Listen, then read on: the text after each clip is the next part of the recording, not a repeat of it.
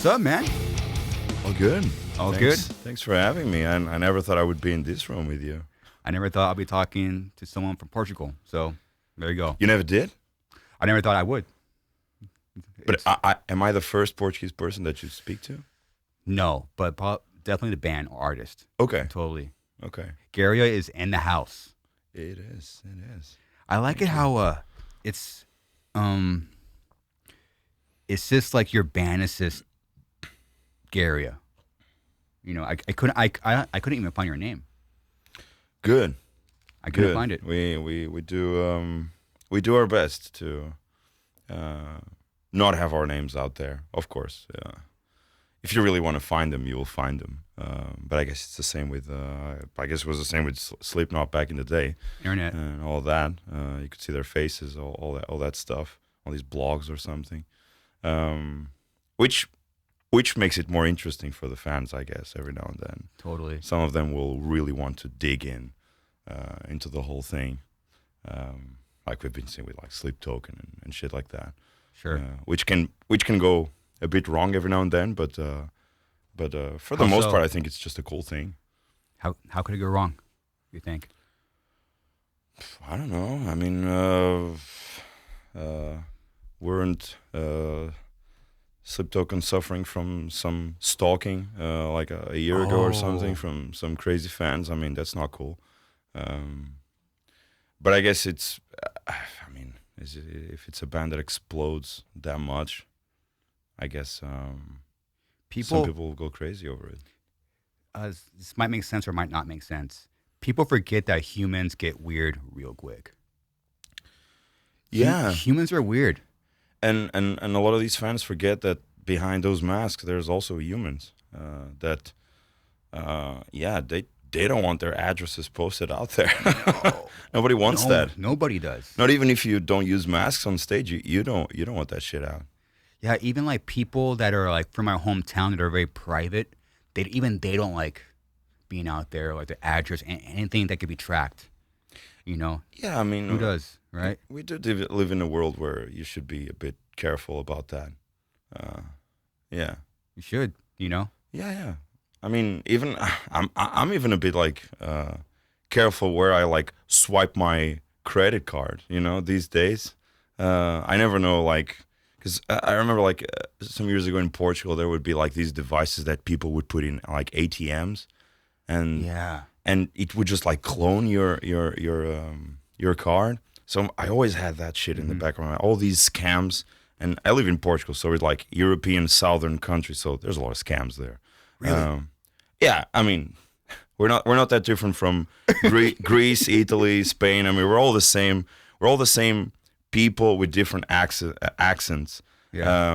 And yeah, I mean, it's southern European countries. Yeah, we do know our ways around in the streets, and some scams might occur every now and then. So yeah, even these days, I'm a bit careful, like where I swipe my card, or can I pay with cash instead? I don't know. It's just my defense mechanism every now and then. Have you seen Terminator 2? Terminator 2? Yeah, with Arnold Schwarzenegger. I probably did on a Sunday afternoons. You gotta rewatch it. You gotta rewatch it. I gotta rewatch it. All right. Yeah. All right. I guess over here it's like a super massive classic movie. Mm-hmm. And you know what? You were talking about that, and it made me think about there's a scene where the kid steals someone's, I believe, credit card information. So someone uses a debit card, right? Jay or no, and then he has some like device. And then he gets This is the scene. Yeah. So those things that I remember on TV were something like that, but it was some sort of like device. So you put the card, and the moment it enters the machine, it goes through this device. Yes. And it would just like clone it, or I don't know what we would do, but it would be certainly dangerous for your account. Totally. Even now, I should go back to cash. I should just cash it up. You just walk around with a lot of cash.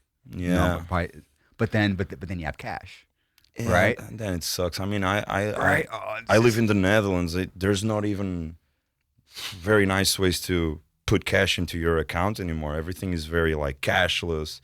The banks are not the banks in the Netherlands don't have like these like physical places where you could go just like to deposit money anymore. Yeah. I don't know about Yeah. here in the States, but yeah, it's just like becoming so cashless, so digital that yeah, you could do cash, but They even took away the cards. My our drummer Ernie, he has his card on his phone, and like it's like that scans his phone. I'm like, we don't have a card anymore. yeah, tapping, yeah, It's stupid. yeah. It's just I love that part. Yeah, I love that part. which it goes back to humans. They're just weird.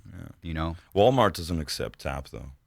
they don't good No, they don't. because Walmart gets even weirder around like 10 p.m. You know what I'm saying? Dude, isn't it kind of crazy? So your band, you basically started the band in your bedroom like 10 years ago. Yeah, yeah, It's crazy, huh? yeah. But I guess like formally you would say formed in 2016. 16, yeah. So it's been Yeah. 8 years and a half, something like that. Nice. You're in your bedroom listening to Linkin Park, right? I was a Linkin Park fan, Yeah. for sure. I'm from '94, so yeah, there's nothing to hide there. I was a Linkin Park kid. Yeah, That was your gateway band, correct? it was one of them. Yeah, it starts with. I mean, I remember like driving with my father used to have like a cleaning company, so I remember like him have like this like big pickup truck, and we would just like listen to Scorpions and Lenny Kravitz and all these iconic rock artists, which stayed in my heart forever. Sure. But and then you just of course you get to high school or and you discover Linkin Park, at least for kids of my age, at least for me, and then slowly you get your first guitar and you discover Slipknot, and then all hell breaks loose. Yeah. Once that you find like the real gateway, it's over. This is okay. This is at least there's like the direction. Yeah, Yeah. I did have a big jump because my first band was a black metal band, like my first proper. First one, straight out of the gates, black metal. So all of a sudden I was doing, I don't know, Linkin Park, Slipknot, some Korn, and then all of a sudden Belphegor, Dark Funeral, Ragnarok. It was a big jump. So all the other things that I missed, like all that transition, like bands like yours, for example, I only discovered afterwards. Because I was never like a super death metal guy or deathcore guy. These days I'm a bit more. So I skipped all those things because all of a sudden you have a black metal band and you only want to listen to Mayhem and all the lore around it, all that shit, because you're 15 or 16 and everything is very crazy. Doing your research on it. Yeah, I want to dissect all that thing. Yeah. Who burnt what, who died where, all those things. So yeah, I skipped a lot of things, and then I discovered it as I went on this journey of playing guitar and all that stuff. How'd you skip it? Did you like, okay, here's Linkin Park or something on it, and now there's Mayhem? How did you find it? I don't know. I really wanted to play in a band, and all of a sudden there was this opportunity of a local band. I think we played just like a couple of shows. They needed a guitar player. I already knew how to play guitar, and I just wanted to be in the band. And they were very aggressive, extreme. And for me, it was like a gateway to like another world. With bands like Timo Borgir and Cradle and the heavier shit of Moonspell, a Portuguese band. So yeah, and then as you go through of course other bands and creating even my own, I discovered other stuff. But I skipped all the death metal scene for a while to from new metal or very aggressive hard rock music to black metal.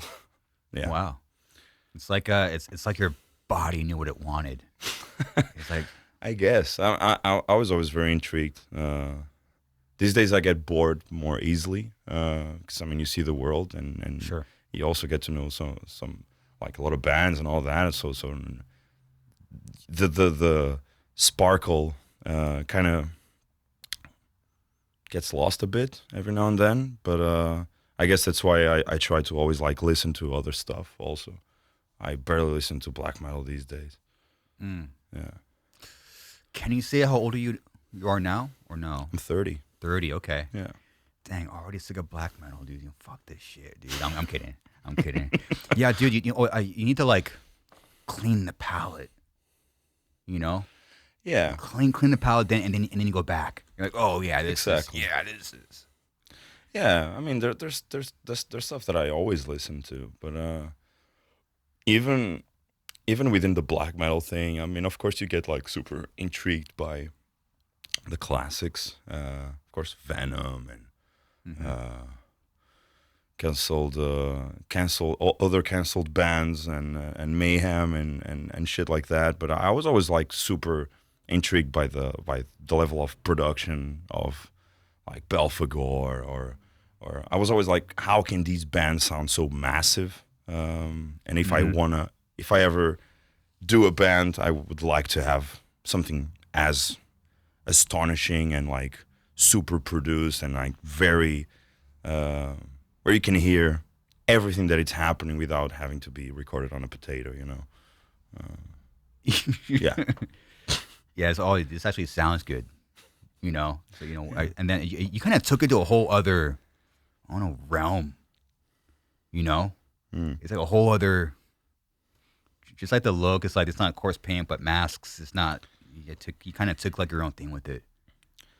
Yeah, we're not the first band doing it. Of course, you draw inspiration from other bands, but then we always kind of knew what we wanted to do. I always had some sort of like vision for it, and we stuck to it. And some of it still stands, some of it changed, but we always kept this first look because I think it's important to keep it. I don't see it changing just because it's old or just because it's getting old. It's something that we would always like to keep it because it reminds me of that bedroom time where I just decided to write music. I mean, it's important for me. I care for those things. There's a level of truth to that, you know.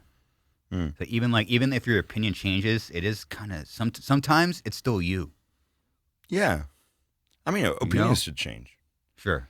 Yeah, I mean, it's very common that there's some songs that I don't want to play live, not because I don't like them. It's because I don't believe in what I wrote back then anymore because it changed my perception, my what I believed in that specific song, what is written there, changed for me, and sometimes we just have like updated versions of that into new songs.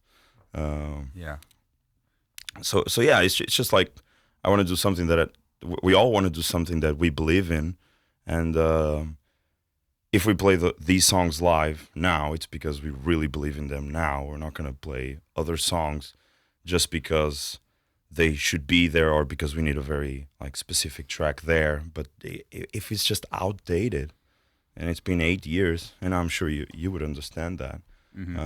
Sometimes it's just like, yeah, it's not the place anymore. It will remain there in the discography for the fans that really love that track to hear it, but yeah, that doesn't fit the set anymore. And you're a very I noticed you're like a very like reflective guy, very introspective, and I heard you talk about perspective. I believe it was right before you started writing Coma. Is that true? Yeah, I mean, always had that thing like always had albums where this album is in the like first person view, or then with the first album it was that, and then we wrote another album called Limbo where it's exactly the same world, same thing, but viewed by another person, and how that would change. And I think it's just something that I always keep in my mind. Like I always view it like, for example, this microphone. It has this view, but Like Yeah. there's another other parts of the microphone if you look at it in another perspective. And I Oh, think sure. all life should be viewed in all possible perspectives for you Yeah. to understand the full uh, concept of it. Otherwise, it just gets too narrow. Yeah. And I think that's the most important thing for me when I write music or write lyrics. Sometimes I like to revisit other things just to see if I still believe in them and how would I write it now and what do I believe in now, because I think it's our whole belief system is the most important thing that we have sometimes. Hmm. Yeah, I know like a lot of people listening struggle. Most of them are younger gentlemen. How do you? It's really hard to get out of your own head. You're just like narrow-minded. How do you? How do you expand your perspective? That was a question. One of my questions for you. I don't know. I mean, for me, it's very important to like consume a lot of art, Mm. like, and most of all, when we're out on the road, we love to meet our fans, Mm-hmm. and we love to ask them very specific questions, which Mm. most of them will answer, uh, and some of them it's just like what it's not what is your favorite song, but like what drives you to uh, come to a show, why is this song so important to you? And Mm-hmm. it's not because we're looking for this ego rise of our spectrum. It's Mm-hmm. because 99% of the times people will refer to these songs and say or explain this whole thing based on their belief system. So they will say, "Oh, Oh this yeah, song," yeah, or for yeah, yeah, example, "Oh, this yeah. song helped me through that moment. Mm-hmm. This song is very empowering for me." And sometimes just a song about fucking mental torture, self-destruction. Yeah, It has nothing yeah. to do with Our favorite. empowerment. But you know It's what? our Once you favorite. release a song and you know this, it's not yours anymore. It's just partially yours. The rest is just for the world to think about it and Mm-hmm. interpretate uh, Mm-hmm. in their own way. And if they think like, yeah, this song that is completely about, I don't care if it's about suicide or whatever, it helped me through that moment, and yeah, now I feel better. Mm-hmm. I feel a bit worse when I listen to the song because I know what it's all about, what it Sure, was sure. about for me as the Yeah, artist. yeah. But if it's completely different for somebody else, great. I shouldn't be the one like, no, No, you no. should feel bad about this song. Yeah, it's a tough line, man. It's like you want to talk about the song, what it means, but also you don't want to ruin someone else's uh like what it means to them. So it's like this tough line. You know, I always think that making music is very selfish. You make the song and mm-hmm, you write songs, so you know this. You write the riff, and mm-hmm, this riff brings you to a certain um, moment in your life, or just like this this riff makes me feel something. That's why it ends up in the song, mm-hmm, um, and then it's there. That for me, that's the most like unique moment of creation ever. That's the real moment where the artist grabbed the instrument and, based on his own feelings, he created something. mm-hmm. And you will never ever be able to replicate that ever again. Even No. even live, I don't believe you can always feel the same way you felt when you created that specific song or when Uh-huh. recorded that thing. Everything is just like reflections and like fragments. If you play that song like 200,000 times, Uh-huh. um, at some point it just gets a bit automatic. You can't help it. You Uh-huh. can't like feel like be super cathartic all the time when you listen or play that song. It doesn't work like that with us. Mm-hmm.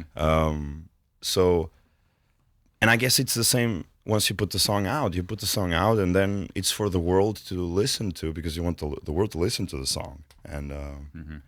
whatever they want to feel with the song, whatever they want to do with the song, interpret it in different ways. I think that's the beauty of it, of all art. Mm-hmm. It's out there. There's always like the vision of the artist and the creator, but I don't think it should be always like super demanding. Like, no, you're supposed to feel this because the artist felt this. Mm-hmm. It doesn't work like that way. People weren't there. They weren't in your head. They don't know what were you like going through when you made the song. You can explain it the most you can, but it's in the end, it's just another moment of reflection, I guess. Mm-hmm. We are brought to you by DistroKid, the easiest way to get your music on all streaming platforms. Get your songs onto iTunes, Spotify, Apple Music, YouTube Music, and more. Check it out at distrokid.com/VIP/Garza to get 30% off your membership. That's distrokid.com/VIP/Garza to get 30% off. We are brought to you by Sweetwater, the #1 online retailer for pro audio and music instruments. Whenever the band or myself need anything for a tour, we always go to Sweetwater. Their customer service is the best and fastest. If you need any music gear and want to support the podcast, click the link in the description below so they know that you came from here. I wonder, like, if like you have a certain kind of emotion, then you hopefully you're able to put that on a record, and then they relate to that, but in their own way. It's like what? It's like what is that? It's like sometimes you're channeling something, you don't even know what the fuck you're channeling. You know? It's like yeah. I mean, I think there's also like we have some songs like that in the set where we're playing the set for the first time. All these like Coma songs and like clean singing for the first time on stage was fucking scary. Now we're a bit more okay with it, but you know, a lot of new things. But a lot of like these songs, I guess they become more complete the moment you play them more and more. Oh, of course. Otherwise, it's just like a project thing that you composed, recorded, and people listen. I think the moment you have to pull it through live makes it more important, more unique, and you understand a bit more of the song. At least for us, that's how I see it. Mm-hmm. Yeah, sometimes a song will evoke another emotion years later. It's weird. I guess so. It just keeps going. Yeah, Still. I guess so. What do you think about when what mindset do you go into when you're jamming? Because I don't know what it's like to wear like the face covering on stage. What is like? I assume you got to go to like a different mental place. But I heard you touch on, but you didn't really elaborate what that was. I think. What do you think about? Like on stage or in the moment of writing? The stage. Oh, stage is chaos. Yeah. It's survival mode. Yeah. It is survival mode. I mean, fortunately, the band is growing and we play bigger stages. And you know, bigger stages have more space, more light. A light guy with us all the time, you know? Of course. Nice. So, but we still struggle a bit. It's also something that is very important for us to never completely makes us super comfortable. So there's no like fans on stage or tricks. I mean, the truth is that this shit gets very warm very fast. We struggle with breathing and seeing the instruments. And at some point you just have like this wet cloth over your face and you still have to sing, breathe, move, walk around, interact.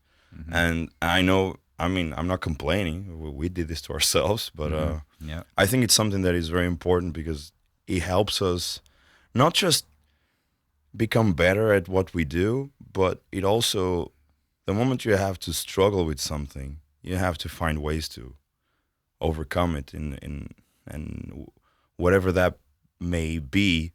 The truth is that we always do it. We never quit playing just because we're not comfortable. We have to fucking do it.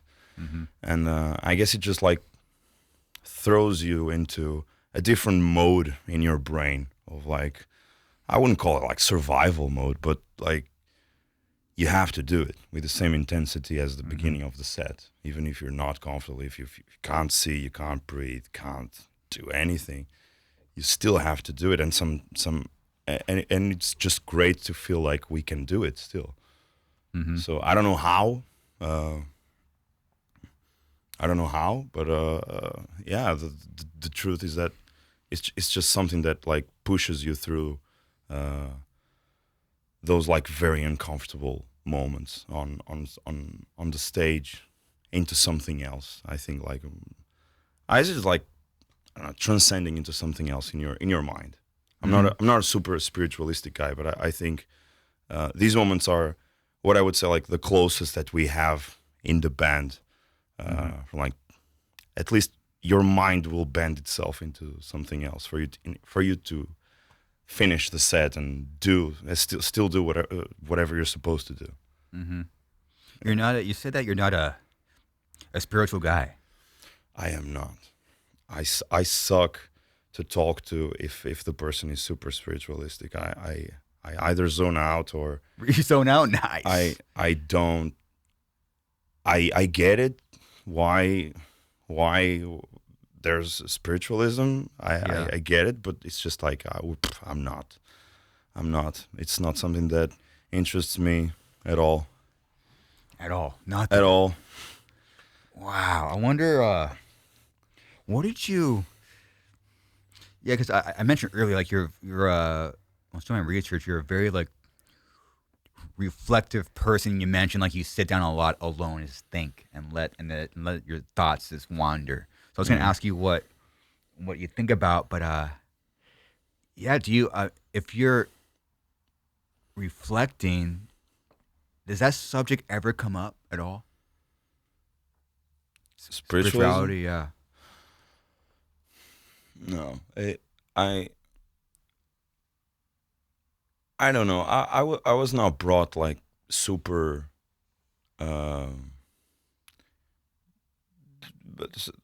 the whole way of like being brought up in Portugal. Yeah, it's very like Catholic and all that stuff.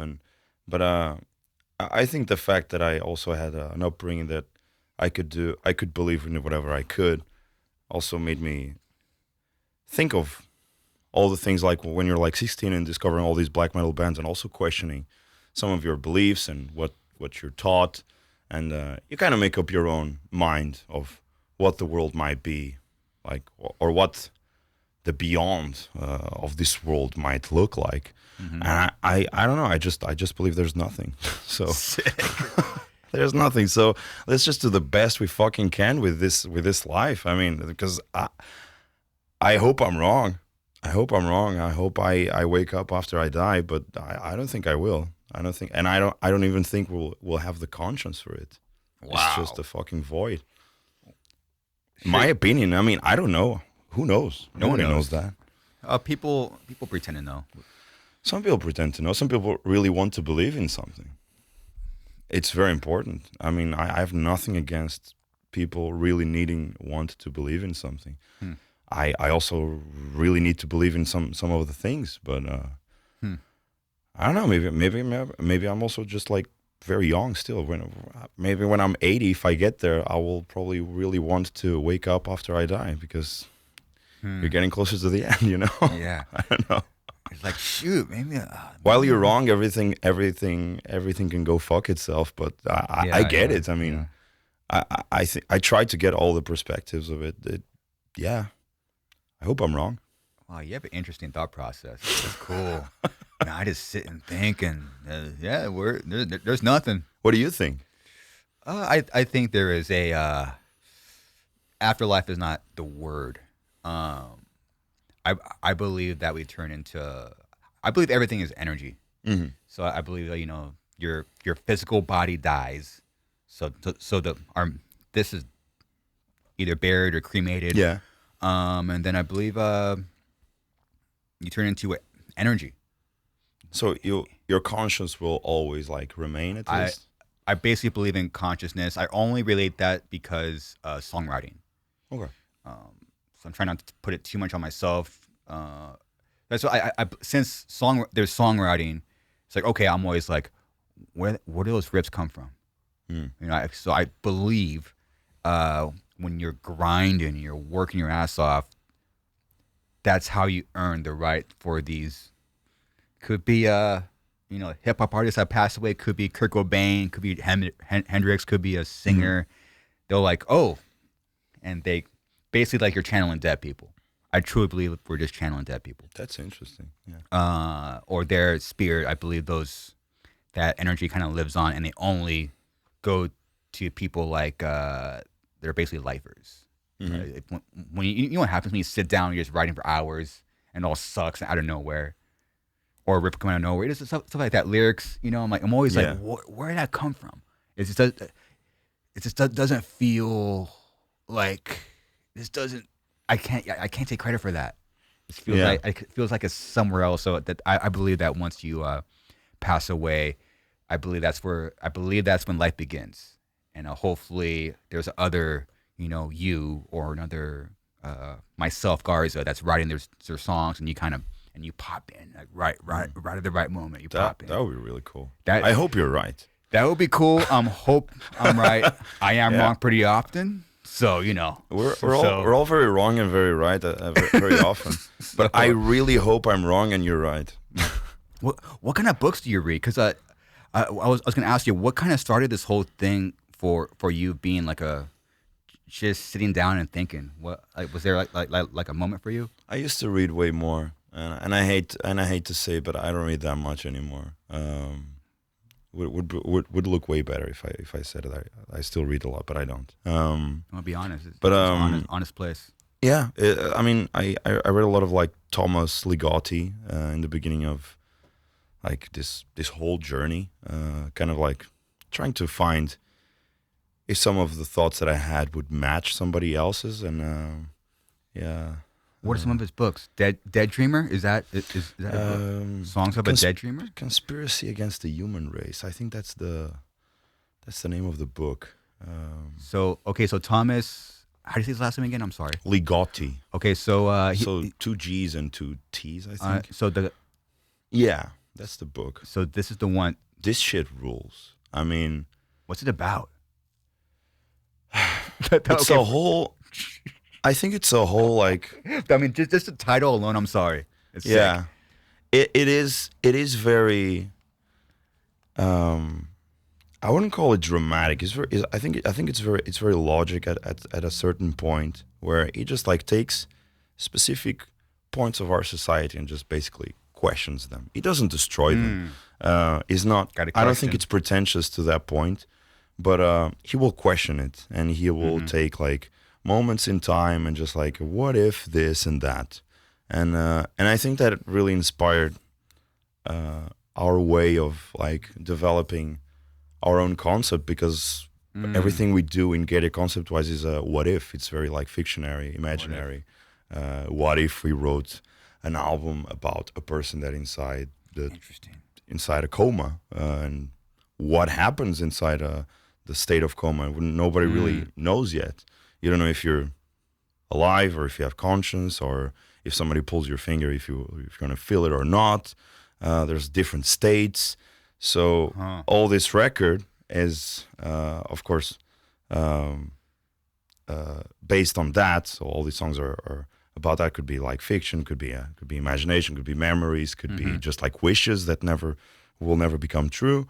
But I think that like critical thought of like, what if I would take like these two things and put them in the same world like a mad scientist, and just like sit around and see if they can multiply, or like how can they evolve? And for me, that's the best thing of like sitting around and thinking. Or like in the first record, we made a record where it would be like, what if society wouldn't have feelings, for example? Let's take out empathy, happiness, sadness. Let's take all these things. Let's take out religion as well. And again, of course, it has flaws, but for me, it's just like very interesting to think about all these paradoxes, and how would a world, or for example, the city that I grew up most in, like Porto, how would Porto be if the world would be like that? Interesting. Yeah, I mean, for me, it's interesting too, because it makes you like think of what could be like taken out of the equation, what would be most important, and then in the end you just realize that all these things are important. I mean, of course, it would be great when you think like, oh, it would be great if like sadness wouldn't exist or like deception wouldn't exist. But in the end, all these things are part of how we function. You need those things to exist so you can appreciate the other ones. Yeah. So, and I also came to the conclusion that taking out religion, at least in my own thoughts, it's also a bad thing because we need that. I think it's just something that it's very needed for us to believe in higher entities and higher grounds and have something to hope for and something that helps us explain some moments in life. I think it's very important. That's why, in my opinion, that's why we created it. So, yeah. Well, maybe for you it's music. Well, maybe for you it's music, right? Yeah, I would say so. I was going to ask. So, you're from Porto, Portugal, correct? Yeah. It's a small town close to Porto. Yeah. It's First of all, it's a beautiful. I mean, I mean, maybe you could kind of correct me, but the pictures I was looking at were just beautiful. It's kind of it's a coastal town, right? Yeah, it's where one of our biggest rivers meets the ocean. Beautiful.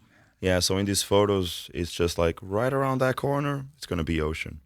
So yeah, it's really beautiful. Have you ever been? No. There, no. Specifically, I've been to Lipson, Madrid, but Have you guys ever played at this festival we have in the north, SWR, Barcells? Probably not. Like, no, I wouldn't say so. yeah, what venues to have out there is you know the Hard Club? Yeah. Okay. In all those photos, you could probably see a hard club because it's very close to those like landscapes. Really? Okay. Yeah. Did you play hard club? No, It's nice. not that I remember. No. It's nice. But that was part of like the close. I assume that's part of the closest venue to you, or even. Yeah, that would be the place where I went to all my shows and the place where whenever we play Portugal, we would play there. They have like two rooms, like one for 300 to 400, another one for 1,000. So it's the place. Okay. I would say in Porto.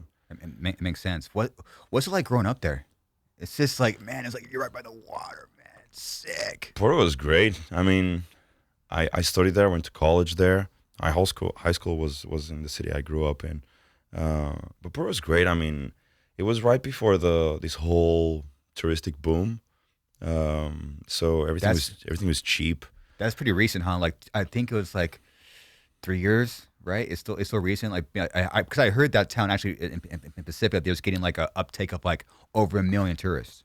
I think Porto started winning those like touristic destination things the moment I stepped out of it. Oh wow! So in 2016 or 15, when I finished my studies.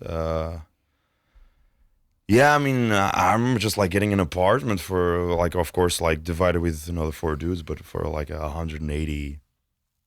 We're almost in the same rate conversion, yeah. And now you can't get that for, I don't know, less than 600 or 800 for a student. That's fucking crazy.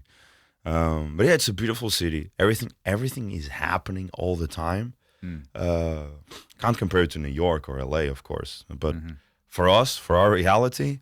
Yeah, I mean, you go out at night and there's this like you can go to the music college and there's gonna be all these like sax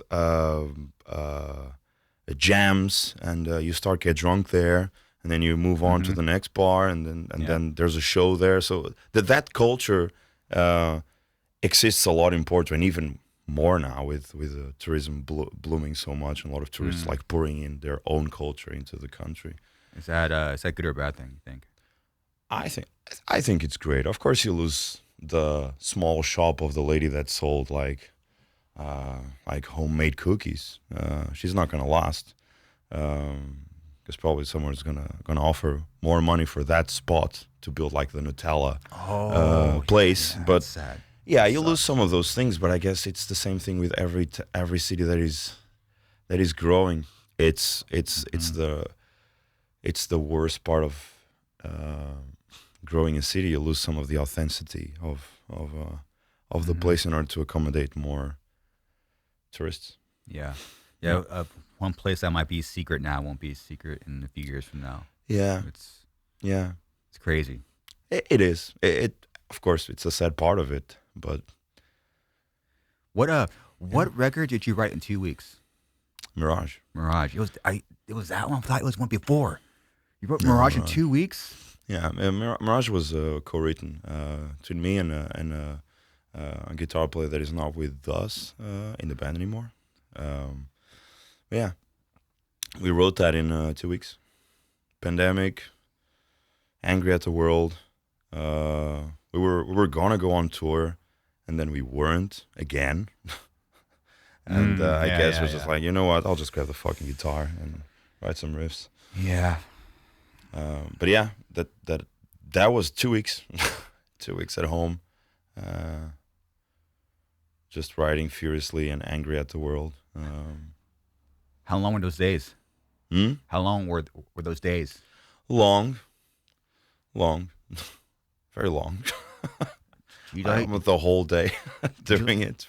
Did you have like a conversation like, hey, let's just like block out 2 weeks. Let's just It just happened. Everything was blocked anyways. There's no shows. There's no like activities to do because you can't go anywhere.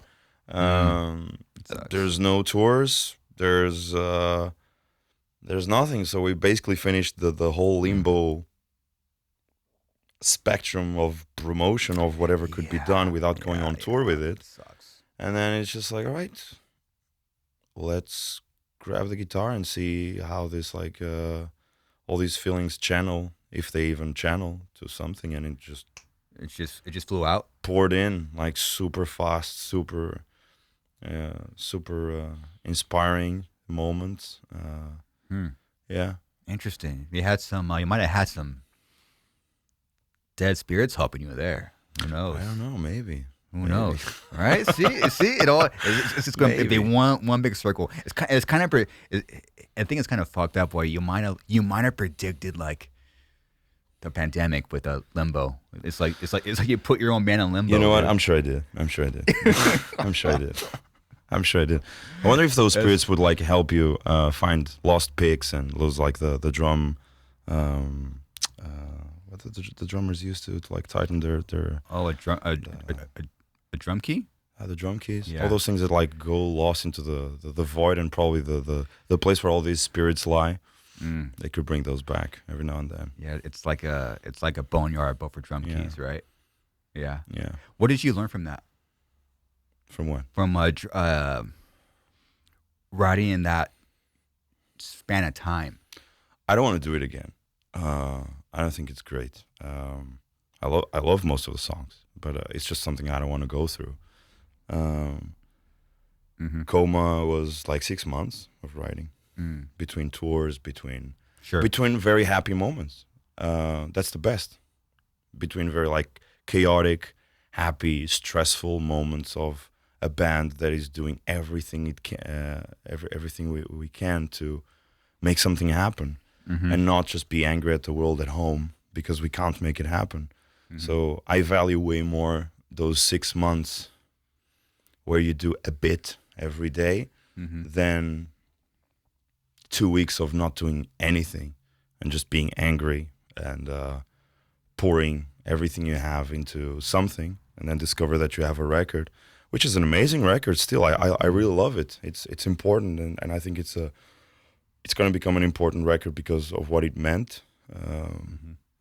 But I appreciate way more the time, the different energies that were poured into the creation of Coma, because we had that time, we had all those like different spectrums. I mean, we're on tour, and then all right, I'll stop, we'll go on tour, and then I come back and I have more ideas, and I'm gonna listen to these songs again after 2 or 3 weeks. Oh, this thing I'm gonna change because I have a fresh brain now. All these things didn't happen with Mirage because we don't touch the songs after they're done. Yeah. Yeah, I still don't do it. It's kind of only something you could do once in your life. Like sometimes you'll try to go back and do something like again. It's just some moment in Oh. time, man. It's can't. I don't think I could ever do it again. Writing an album in 2 weeks or writing there's songs in Coma that were writing a day, of course, but sometimes that just like happens. You write the whole guitar part in a day and then Boom, just it put comes drums, out. done. Perfect. 4 minutes of blast beats. but but yeah, I mean, sometimes it happens. But it just doesn't mean that you have to write like 2 or 3 songs a day. Yeah. We didn't feel the need to do that. It just happened. It was like I would send like one song, and then our other guitar was like, "Oh, I got another one," and I was like, "You know what? I got another one." So it just felt a bit like that. 2-3 songs a day. Yeah, we were just, there were days it was just like I would make like 2 songs. I remember the day I wrote Salve, just finished it, and then started writing Mirage. Like I like half of Mirage done. Like the same day we had like 2 songs almost done, and it's 2 songs that are they became singles.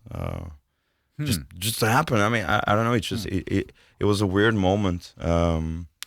But I also think it's our one of our last records where we have like 20 riffs in one single song. Yeah. That's crazy. 20 riffs. Yeah.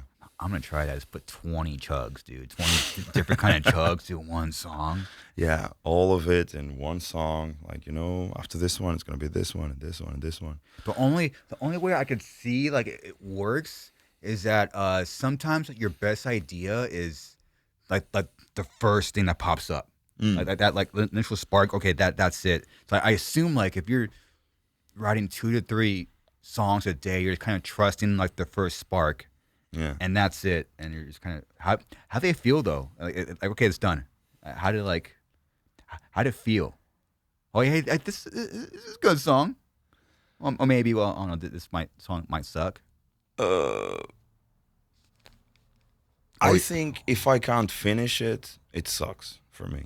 If I can't finish it that day, it sucks.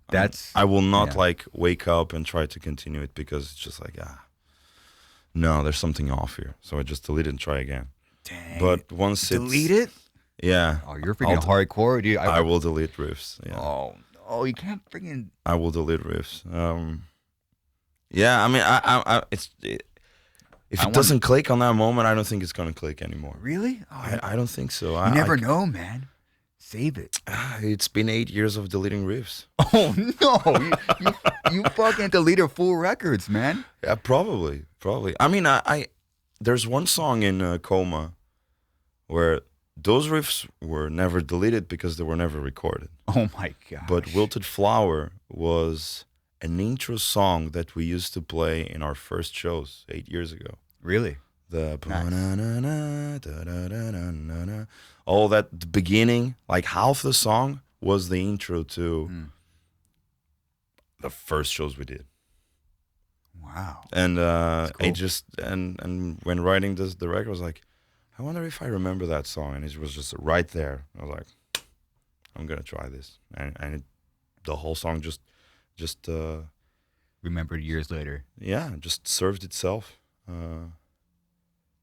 Yeah, it's fucking old. The beginning of this song and the first, until the third riff, it's just stuff that could have made it into the first record, but it was just supposed to be an intro. So that's something that we would play. All this, yeah.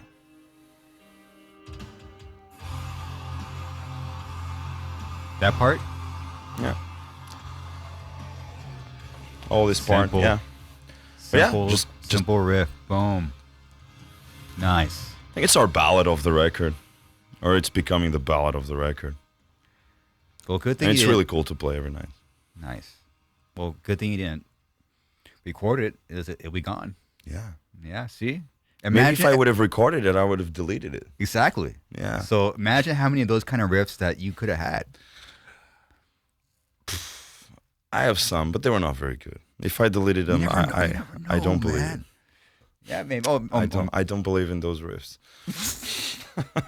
Yeah, it's like a mental trick because Because once you experience, okay, like the song's done, like within like one sitting, this kind of flows out of you, you know. Yeah. And then your mind just wants to compare that moment.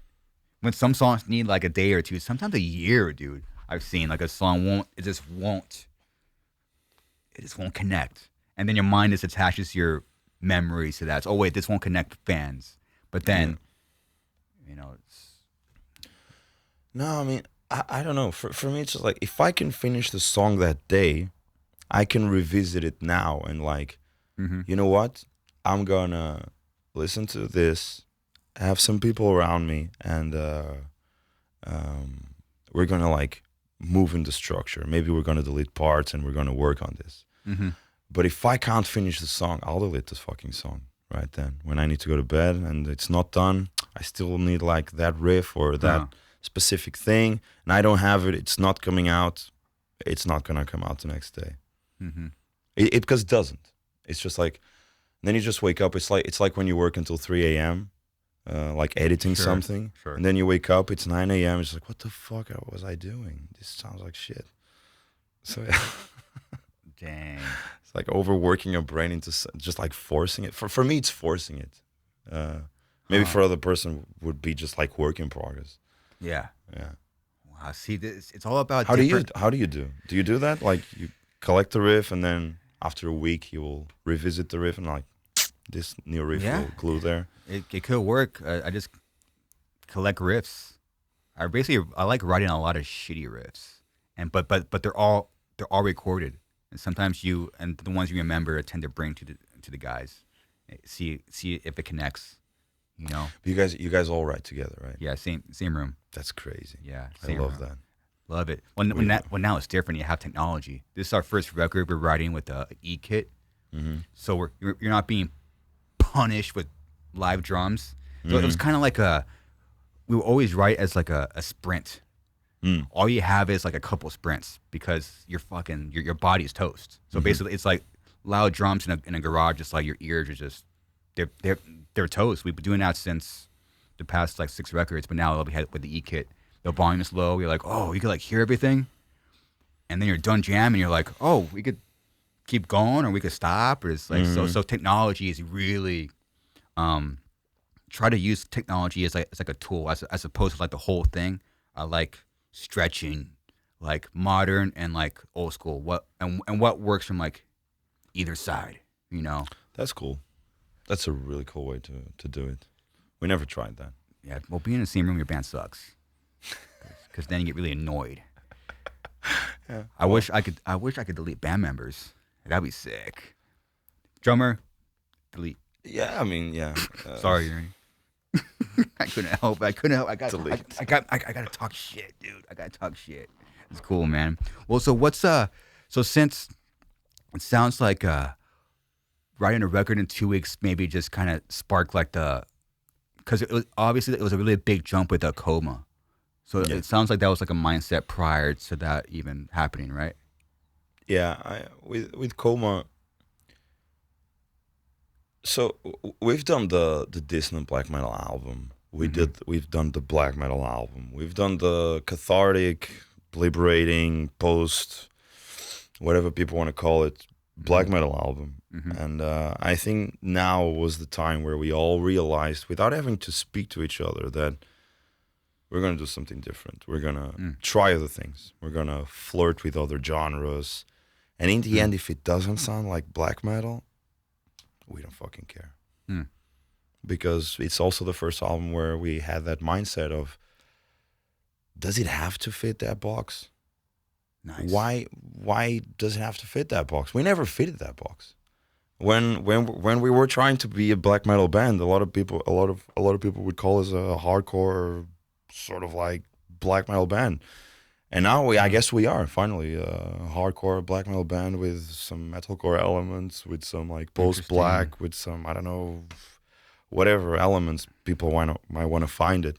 For me, it's just like very authentic version of ourselves now. And it's a band that doesn't care for the style we're fitting in. We just care for making very, emotional, important music for us. And if people relate to it, it's perfect combo. Mm-hmm. I was curious, like, what was like, how did you guys come up with a song like "Hope Shatters"? How does something like that come up? Because that's the second track, right? Yeah. Also, I think the order of the record is exactly the same one as I wrote the songs. That's weird. Yeah. I Your I band's nutty. I don't tend to change that. I don't know. I'm very spiritualistic with that. If it's the first song that I wrote, it needs to be the first song. It needs to be. It's been like that since a few albums. Yeah. Say a good thing or a bad thing? I don't know. For me, it just makes it more authentic and important to me. Makes me like the record more if I stick to those things. It's a bit crazy, I know, but it's just Interesting. yeah. What? I don't know if it's some sort of like ADHD. Like if it was the first thing I did, it needs to be there first. Yeah. I don't like we do that a bit. Like I think "World Ablaze" was the last song that was written, and then ended up being like the third or the fourth track. Mm-hmm. But all the rest it's a Reaper timeline. Mm-hmm. So yeah, I think I don't remember like particularly the feelings behind the creation of Hope Shatters, but I think it was I see it as it's the salve song of Coma. It's exactly the song that a lot of people were expecting to be the first single. Mm-hmm. Because I think Salve is our most listened track still. Mm-hmm. So people were probably expecting a very like death metal-y, black, super fast, aggressive song with like cathartic vocals. And that's what Hope Shatters is. It's all Gaerea things into one song. But it's not the most important track in the record, in my opinion. All the other ones that are not what Gaerea would do are for me the most interesting. Yeah. So what's your personal favorite? Oh, Poets for sure, because there was a lot of like sleepless nights in that studio. World Ablaze is probably one of my favorites because we had a moment in the studio where World Ablaze was the last song we recorded. Because we recorded the same way I wrote them, and then we just like placed them in a different place. But anyways, so even our producer was like, "This is not the band that I know. If you guys put this song out, everybody will hate this. This is a metalcore song. Nobody likes this. You don't have fans for this. I don't know this band. I'm out. Not I'm out, but sure. I don't get this." Which is a very like harsh way to put it. So we stopped what we were doing, head back to the kitchen area that we had in the studio where we like eat, drink, cry, laugh, play games. A lot of crying. All those shits, those things that you want to do in a different room in the studio. Oh, yeah, you guys are crying. Hell yeah. Yeah, while drinking good wine. But anyways, and we just sat down and some of us believed. And if we're gonna release this song, first needs to be the first single, because we want to in the end game. I think it's important for us to be the first Gaerea band and not a band that will follow the tracks of a lot of other bands. Sure. So if we want to be bold and we have a bold cover, we have a bold record that is very different from all the other ones. Let's have the most different track and release it as the first single, and then we open the spectrum into songs like Hope Shatters, so our fans can understand what kind of band we are and give them a bit more tools to work with. So yeah, it was that discussion. So for me, World of Blaze is very important because it made us a bit more close together in the studio because we had that discussion. Some people believed in the song, some people didn't. Not hated the song, but like, is this something we want to put here? Maybe it's a song that would make more sense somewhere else. But then, as you go through the process, as you record a song, you put it there, you find a nice placement, and there's a strong, of course, concept behind it that truly matches the album, and then make a fucking kick-ass video and a nice promotion around it. I mean, it works. It worked really well. It's a song that will stay in our set lists, hopefully for a long time. Works Wow. really well. It's great when people don't believe in like a certain song, and some members do. Yeah, it wasn't like, oh, I hate the song, I don't want to record it. No, everybody loved the song. It was like, should we do this? You know, should we? What was the Should we part? make that step? What was the part that you started to step back and question things? Was there like a specific part? In this record, No, in that particular song. I was always very certain about it, but I think it was after we recorded it.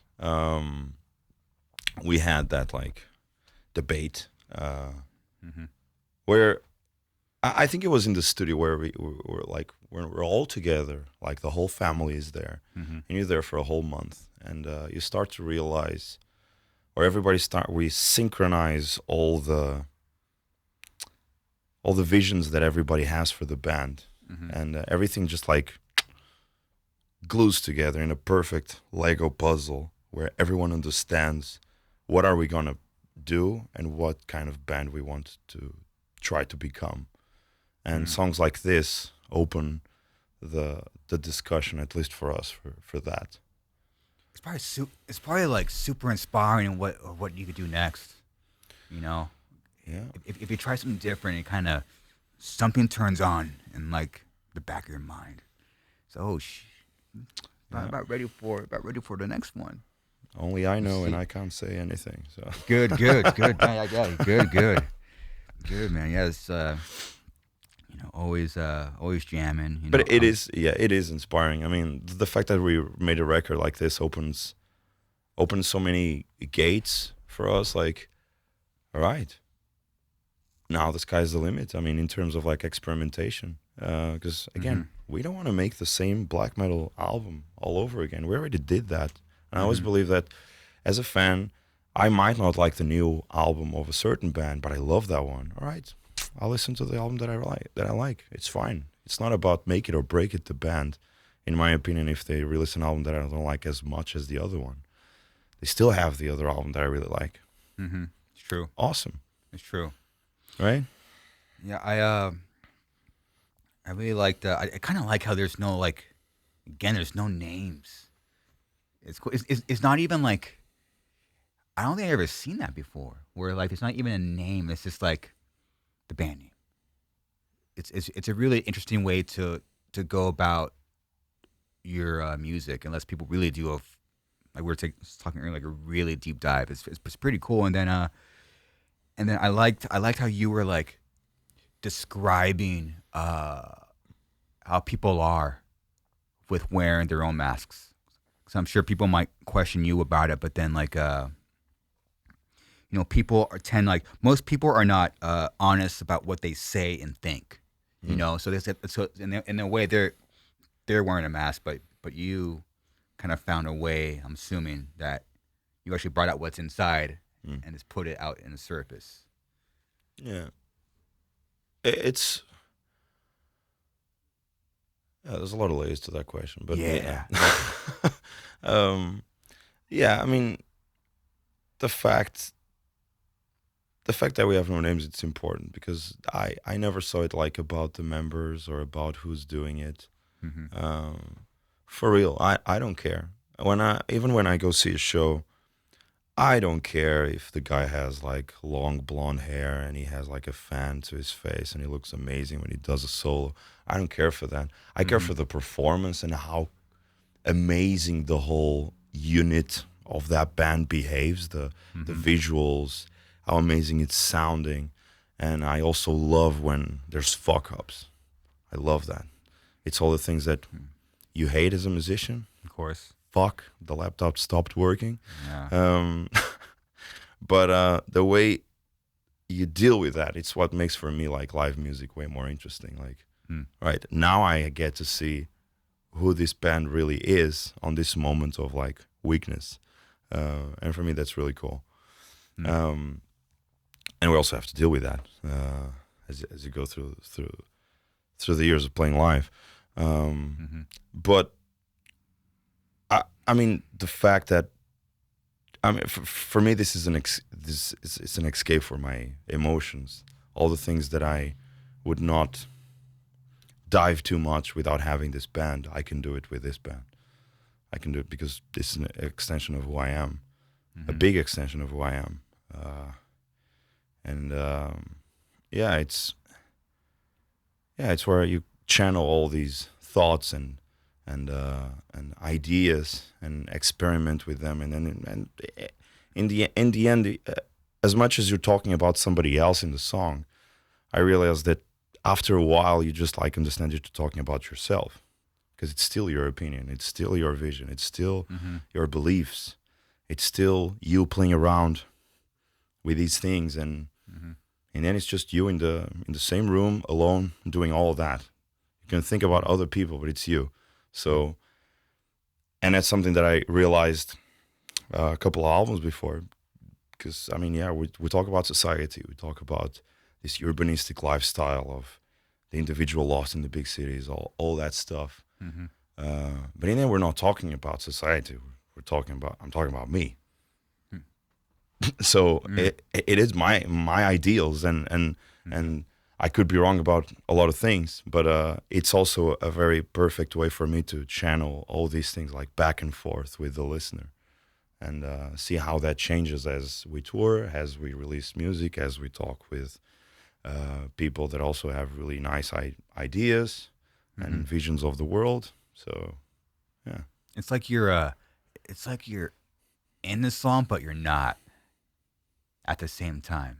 I'm sorry. Right? It's like you're in a song, but you're not. Does Yeah. that make sense? I probably said something really dumb or really smart. I'm not sure yet, but I guess so. Yeah. I guess so. Yeah. It's cool. What gives people their own thoughts about it? You know, It's always like that with art. Mhm. Yeah. I mean, and I think the great thing about the music aspect of it, and that's why I love it so much, is I think, in my opinion, it's the only art form from all the 7 or 8 forms that mostly resembles with people. And I think it's all about, like, a lot of people will say, oh, this particular song is the song of my life. This song was there. They will not say that about a painting. And I love paintings. I'm not shitting on paintings. I'm just saying that music has that otherworldly power of bringing you back and forth it's crazy through life. And it can be a death metal song, could be a Johnny Cash song, could be whatever. And I think that it's not like we have more responsibility, no, but I always have that in the back of my mind, that mostly for Coma, and that was a very important thing for us. We want to make songs. We don't want to make tracks. Previously, let's make tracks like this. A very heavy track that talks about despair and this very important thing right now. But for Coma, we wanted to make songs. Like, I want to make something that will become very important for the fans, and people will understand that we are trying to make songs, like memorable moments for the people that like our music, and things that people can understand as that. Of course, it's pretentious, but I don't fucking care. We tried that. Yeah. It's what we aimed for. I want to make songs. I don't want to make aggressive tracks anymore. I don't want to make like blast beats 5 minutes or even 13 minutes. We used to have like Odyssey songs of 13 minutes in Limbo. I don't want to do that. I want to make songs that people will remember forever. That's what I'm trying to do here. If it happens, yes. If it doesn't, well, we tried. All you do is try. Yeah. Well, I'm sure your drummer's stoked. I'm sure Yeah. I'm sure they're not stoked. He in the likes the blast beat. fact that there's no blast beats for 5 minutes straight. Yeah. But he can also express himself way more. I think he's become a way better drummer in the last couple of records because of that. He can be himself. He can have all these like minimalistic, jazzy parts every now and then. Yeah. He's an amazing percussionist, Yeah. and that's where he shines most. And we always try to give him like all the space in the world for him to express himself in that way. Yeah, give him some space. Yeah. You know, let's play drums Yeah.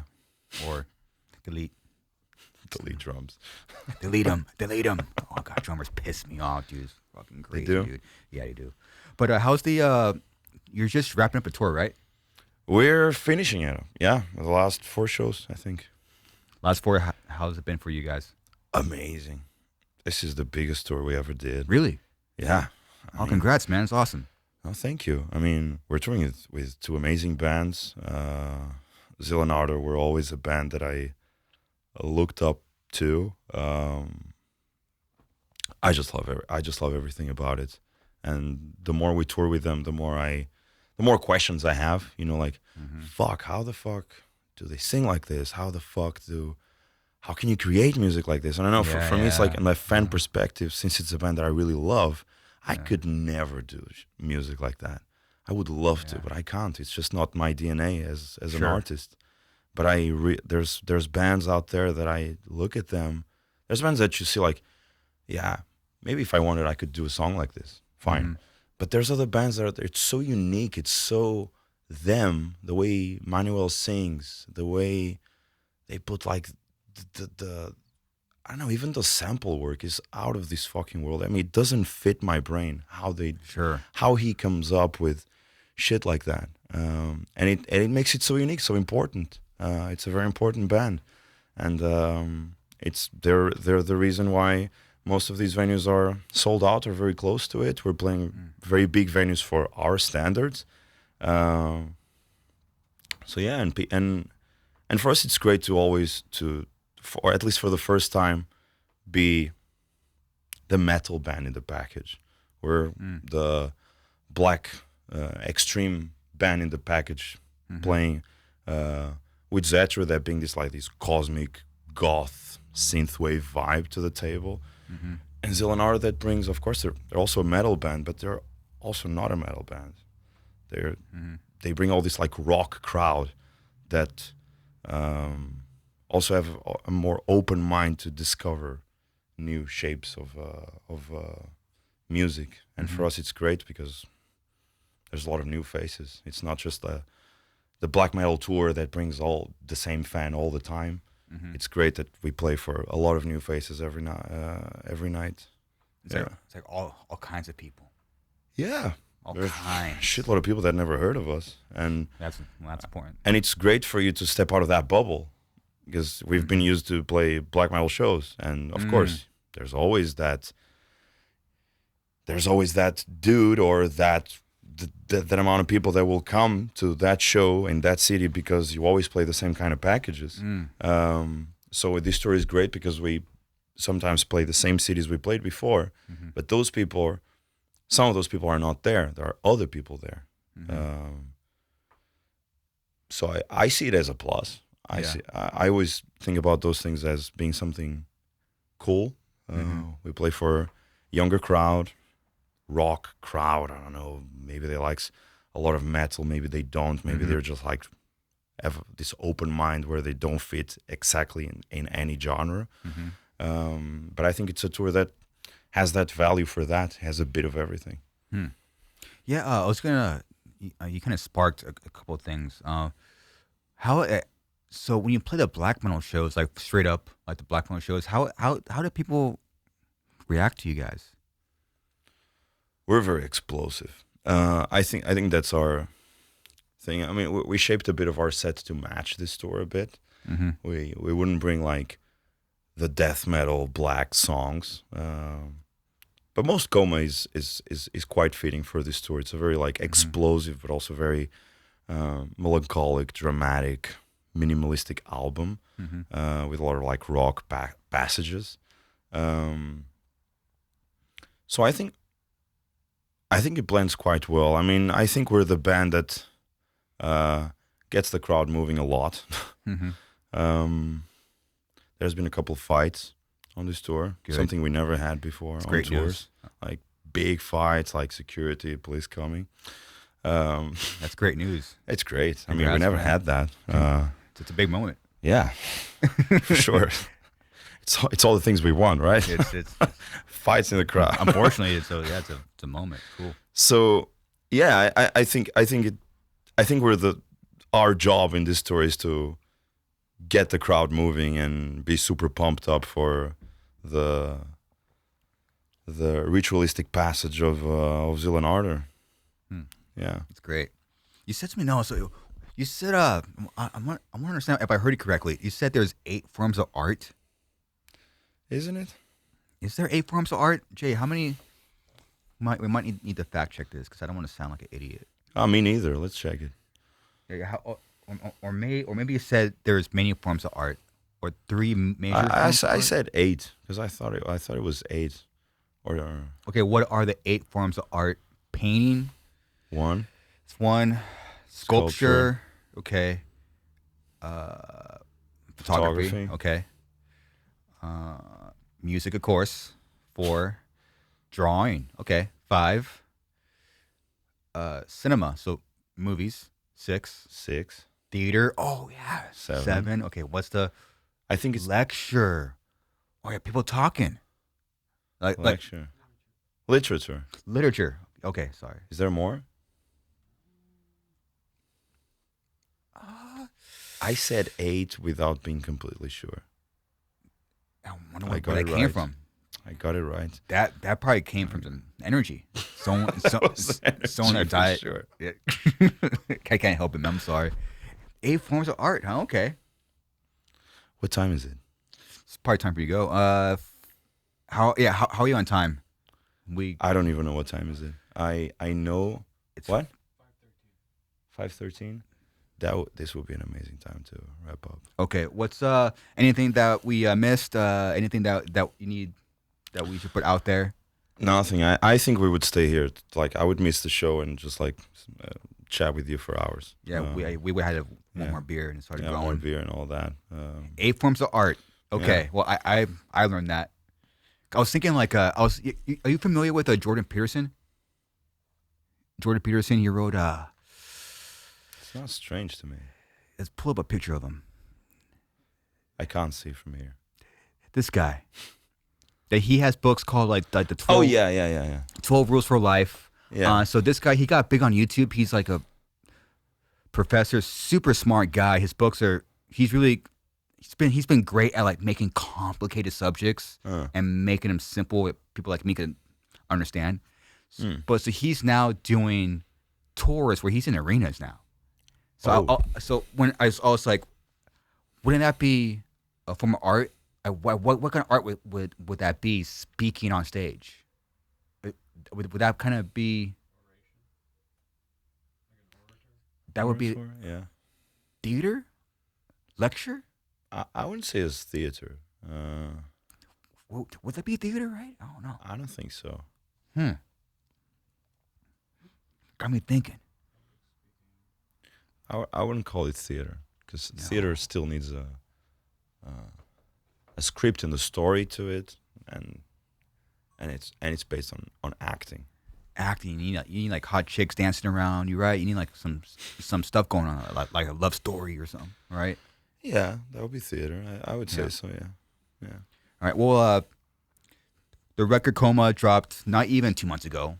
No. So, congrats. I'm excited for you and for your band and where this takes you. You know, it's cool. Who Thank knows? you so much for having me. Yeah, anytime. Thanks a lot. Who knows where it's gonna go? So We'll see. We'll Yeah. keep on working, and may the spirits guide us. yeah. Well, maybe the spirits guide you. All right. Well, yeah. Thank you for your time and good luck at the show. Thank you. All right. Ardor one. That's it. Appreciate it. Later.